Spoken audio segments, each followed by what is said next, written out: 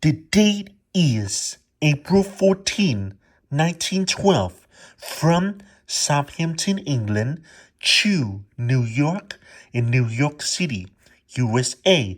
Passenger liner RMS Titanic. A perfect April Sunday at sea has come to a close. Titanic is making good time, steaming westward at 22.5 knots. Her engines pound and howl deep within her hull. At about 26 miles per hour, she is running close to her top speed. Her propellers drive through the near-freezing water at a reckless pace. Titanic has almost no margin for quick maneuvers. But the cold, dark ocean around this steam-driven wonder ship barely seems to matter. From the black gang shoveling coal in the stokeholds to the passengers sleeping in the cabins above them, all aboard Titanic feel safe within the grand machinery of Gilded Age progress. Light.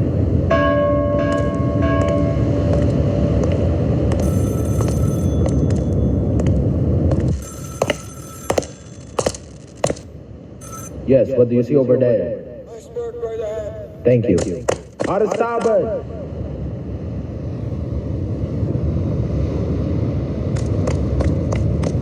Hard to starboard.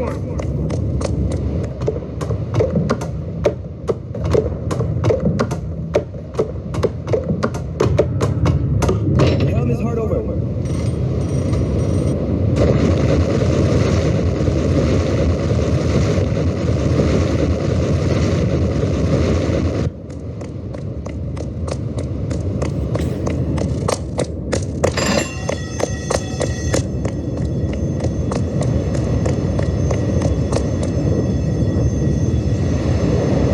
It's gonna hit.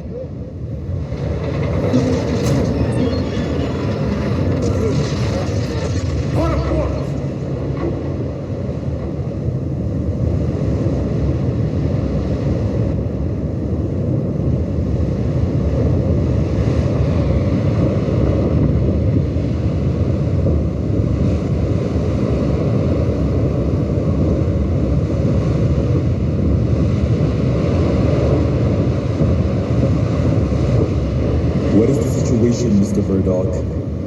An iceberg, sir. We pulled the hotter starboard, but she was too close. And she hit. Close the watertight doors and stop the engines. Yes, sir.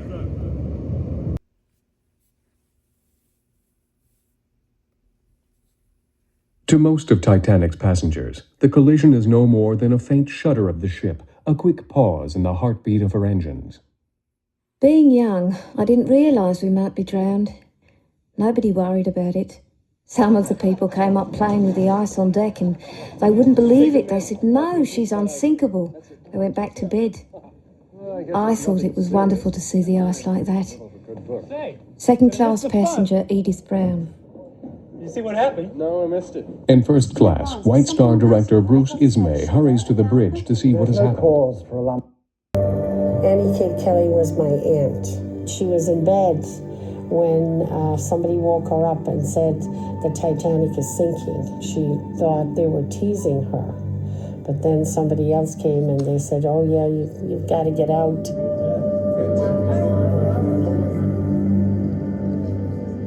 When Titanic hit the iceberg, the Addergool 14 were in different parts of the ship. Some were in their cabins, others were at a party.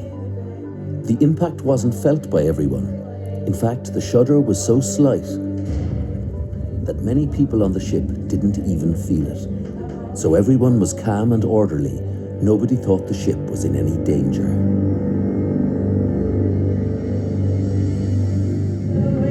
Grandma had said she recalls at first that people were on deck picking up chunks of ice that had scraped off from the iceberg, putting it in their drinks because it seems there were many parties and celebrations going on at that hour of the night. And most likely, she probably considered there was no danger. Carpenter Hutchinson discovers that Titanic is taking on water fast. The mail hold on the orlop deck is already flooding.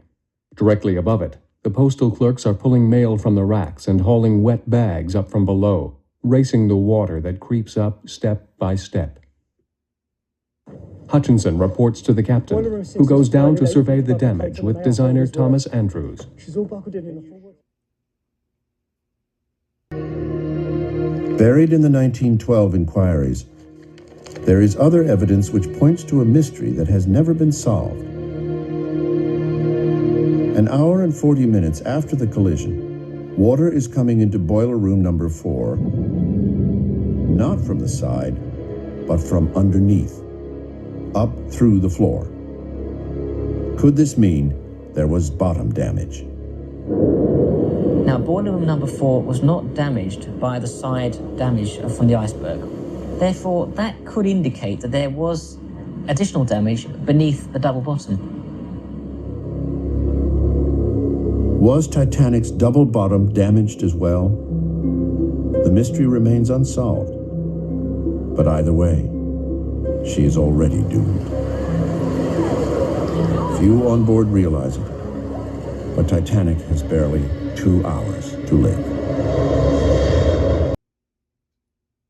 Titanic's 29 boilers are venting their full head of steam. Over the thundering roar, Captain Smith orders the lifeboats uncovered, the crew and passengers mustered, and life jackets distributed to all. Many of the seamen are unfamiliar with the new Welland davits that hold Titanic's boats.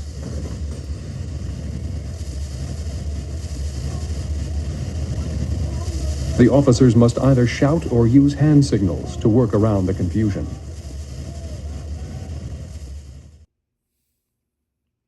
Everybody up, life belts on! What? What's he on about? Third-class stewards rouse their passengers by banging open doors, switching on lights, and shouting.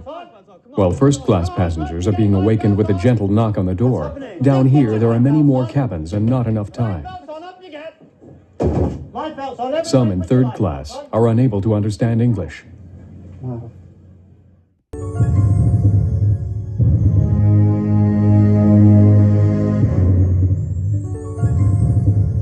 Nobody ever thought the ship was going down. They did not believe the ship was hurt in any way.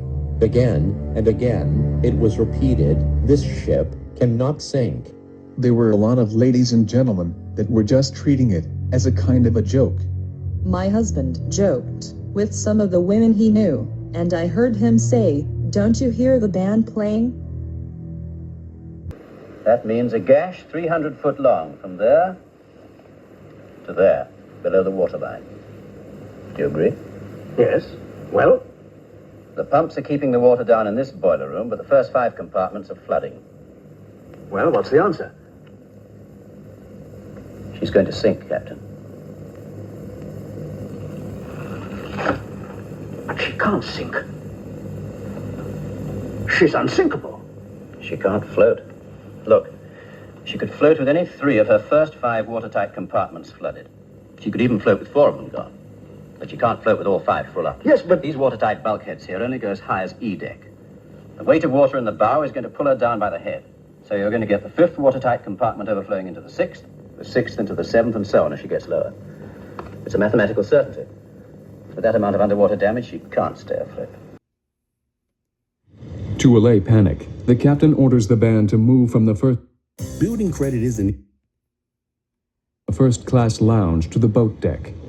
Under the direction of first violinist Wallace Hartley, they continue to serenade the evacuation. All right, boys, like the captain said, nice and cheery, so there's no panic. Wedding drums. At 12:55 a.m., port, Lifeboat 6 is the second to be launched. Your attention, please. Please come towards me. Come towards me, ladies and gentlemen. The venting steam finally stops. Good. We are going to begin to board the lifeboats. For the present, I shall require women and children only. So, gentlemen, please stay exactly where you are. Ladies, please step towards me. The boat has been swung out on its davit and lowered even with the deck. The boats are perfectly safe. This is only a precautionary measure. Children to board, but none respond. This way, madam, please. Really, I'd rather not. The ship still feels too safe. Thank you, sir. Madam. Perfectly safe. Thank you, sir. You watch. They'll put us off in these silly little boats to freeze, and we'll all be back on board by breakfast. Step this way. At last, a few women timidly enter the boat, fearful of the long drop to the water. This way, madam. Please step aboard. Lightaller is impatient. There are other boats to load. This way, please, madam. Number 6 is finally launched with only 24 seats occupied. Fourth Officer Boxhall and Quartermaster Rowe fire the first of 8 distress rockets from the starboard wing of the bridge. The aerial explosion lights up the sea around Titanic. After firing a rocket, Boxhall signals with a Morse lamp in the direction of the distant ship visible off their bow, hoping for a response. Aboard Carpathia, wireless operator Cottam learns that Titanic is only 58 miles away.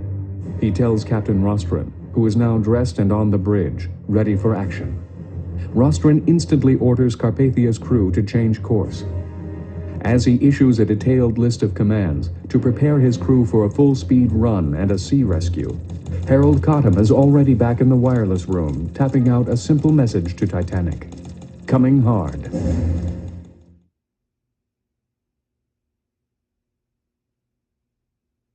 What was actually happening, and slowly the clues began to come in. At the forepeak, the very front of the ship, a hissing noise was heard that indicated that air was being pushed out of a vent from somewhere deep within the ship, and only water could be the thing pushing the air out. Elsewhere, covers over cargo hatches began to bulge outwards because of that same effect. And after some 45 minutes, the situation had become clear. Titanic was sinking. She was going down slowly, but she would definitely sink. For 2 hours or so, the ship had settled slowly in the water, but it was so gradual that it tricked people into a false sense of security. Everybody thought the ship couldn't sink. That myth had spread through word of mouth and was even being pushed by the ship's officers and builders on board. But it was only after some of the early lifeboats were lowered and sent away with reluctant, maybe even cynical occupants that they noticed the ship was sitting lower by the head in the water, and it only got worse. For the next hour or so, the ship's boats were filled and lowered, and things had started off calmly. But by the end, when the feeling of the ship sinking underfoot could no longer be ignored, human drama began to play out, and panic settled in. John and Madeline Astor wait in the gymnasium, taking shelter from the cold. Well, I won't wear one, sir. Just slow me down. Impede my stroke. Right you are, Mr. Macaulay, to 700 miles to shore. Now, one wouldn't want to do anything to impede one's stroke. Hold it right there. We do not have any more sailor. Are you sailor? Yes, I am. All right, please hop into the boat now.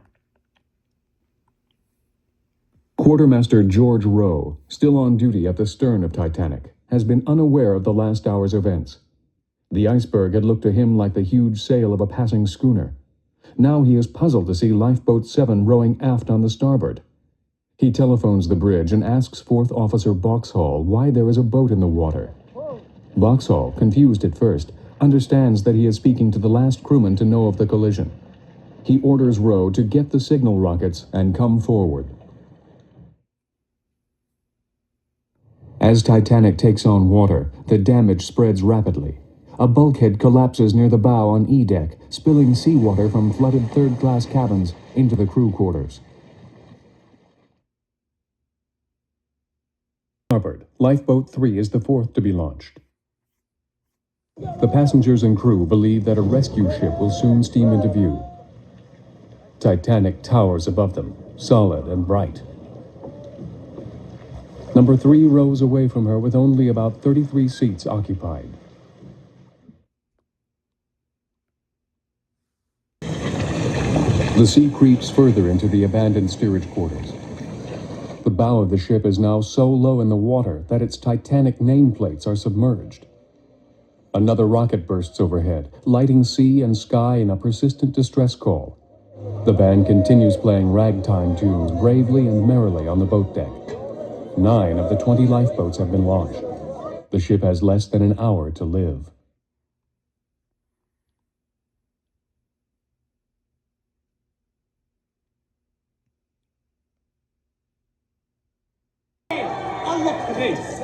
The steerage passengers, sensing that their time is running out, begin to panic.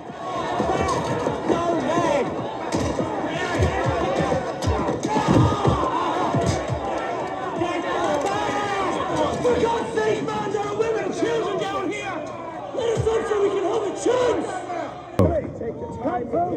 chance! Seaman Joseph Scarrett beats them back with the tiller. And lower away!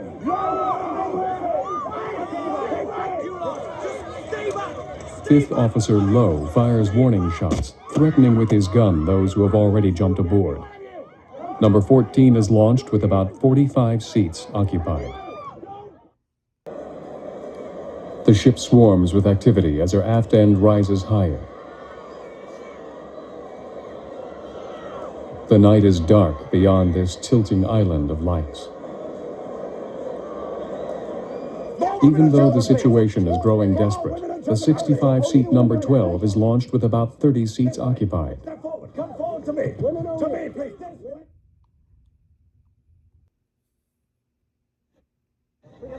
Titanic's tiny white lifeboats fan out from it in the icy water. Fourth Officer Boxhall and Quartermaster Rowe fire their 8th and final distress rocket, brilliant white from close range, but one last flicker of hope above a cold black sea.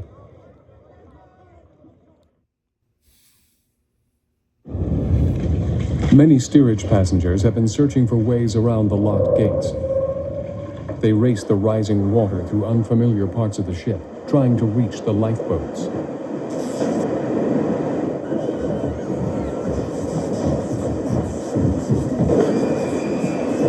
Some find their way up the grand staircase.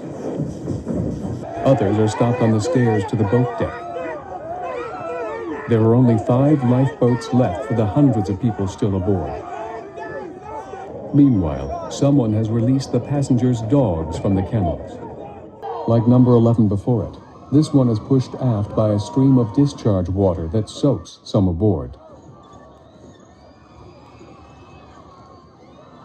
Number 13 is launched with 64 seats occupied.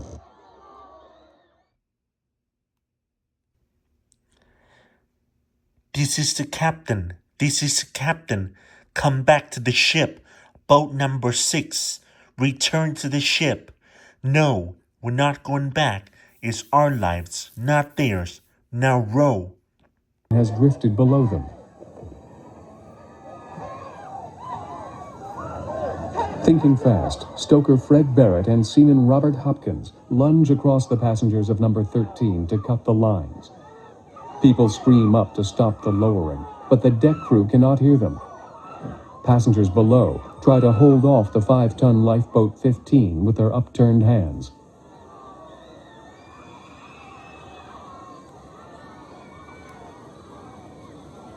For a little while. Only for a little while. There'll be another boat for the daddies, this boat's for the mummies and the children. Get into the boat. No!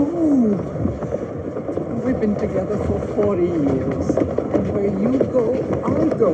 Don't argue with me, Isidore. You know it does no good. Ida Strauss, who refuses to leave her husband, is one of 4 first-class women who do not board a lifeboat. Some couples are not given a choice. Water creeps up 20 feet below the promenade deck. The elegant first-class dining areas are flooding. Titanic has less than 25 minutes to live.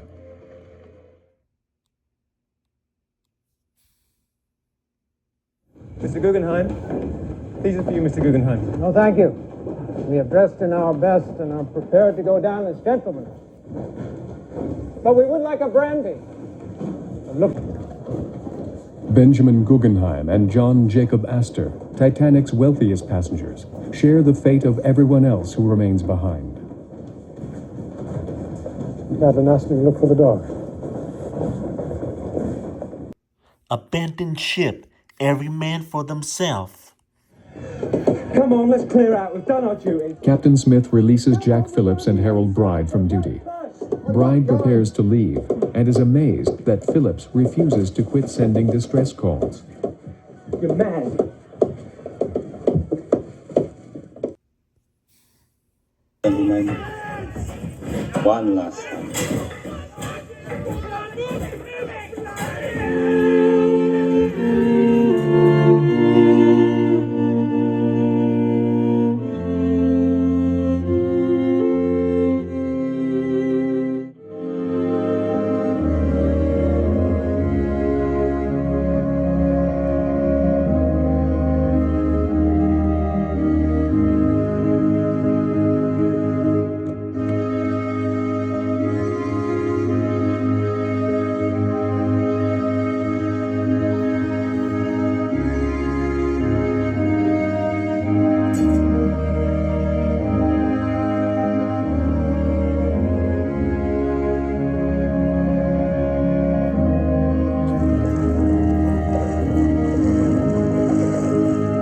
Mr. Andrews, we cannot stay here.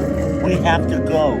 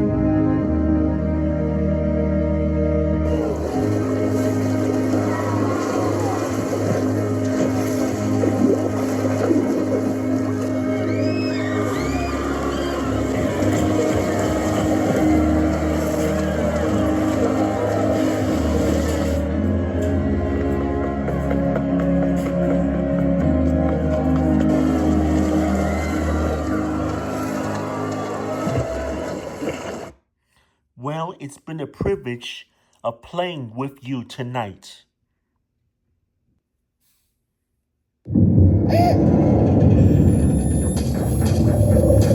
What the?